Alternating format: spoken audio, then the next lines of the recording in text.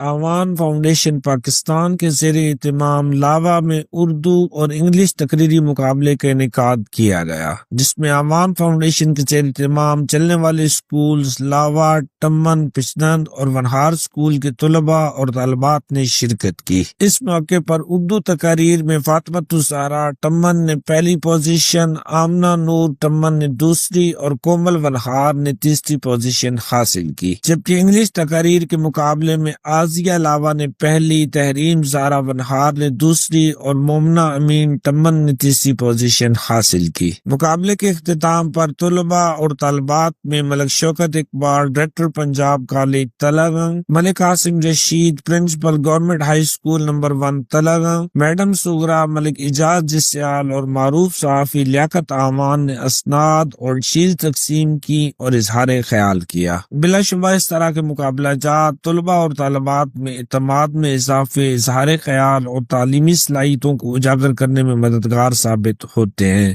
اکرم نور، تلنگانگ media point, لاوا۔